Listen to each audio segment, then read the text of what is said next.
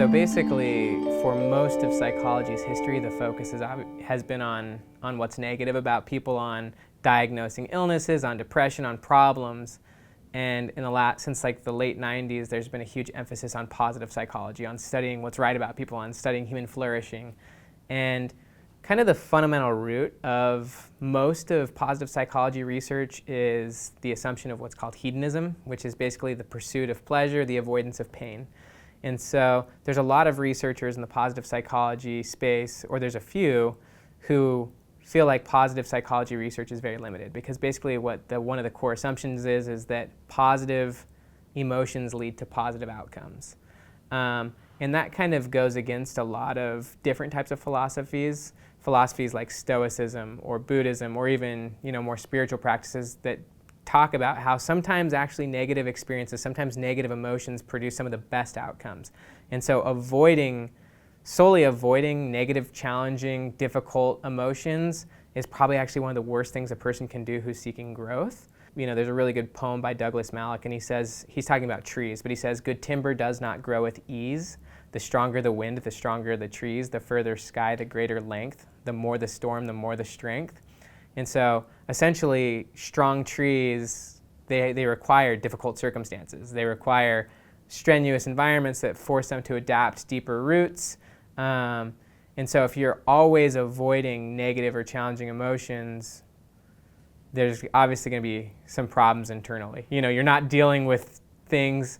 And so I think that there's a lot of problems with positive psychology and kind of the fundamental assumptions.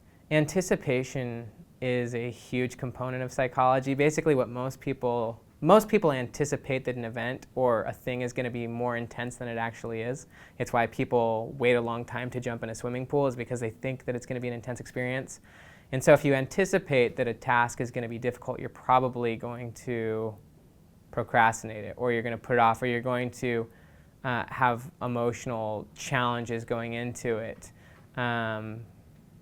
But if you just recognize that you're going to adapt to it very quickly, once you actually get into it, motivation kicks in. So that's another one of the things that holds people back is that they feel like they have to be motivated first, when basically motivation happens once you start doing something. Action precedes motivation. So basically a Harvard researcher, and I forget his name off the top of my head, but he says that it's a lot easier to act your way into feeling than to feel your way into acting. And so if you spend a lot of time anticipating an event, it's going to hold you from doing it. But if you just actually start doing it, motivation will kick in. You'll start to actually get accustomed to it. You'll start to develop capacity. You'll adapt to it. So I think it can hold people back, but obviously a positive anticipation can be a great thing. So there's this idea that, you're always changing, but that doesn't mean you're always growing. So if you want to grow, you must change. But just because you changed doesn't mean you grew or you became better. So you could obviously change your habits, and I think that as human beings we're always adapting and changing based on what's around us. So we're always replacing old habits with new ones, but that doesn't mean that you're creating positive habits. If you want to create positive habits, it doesn't always have to be hard, but I think generally it's going to be somewhat difficult. It's going to take growing out of that. So yeah, I would say, yeah, you can change habits through a hedonistic perspective. Doesn't mean that you might be developing the ones you want.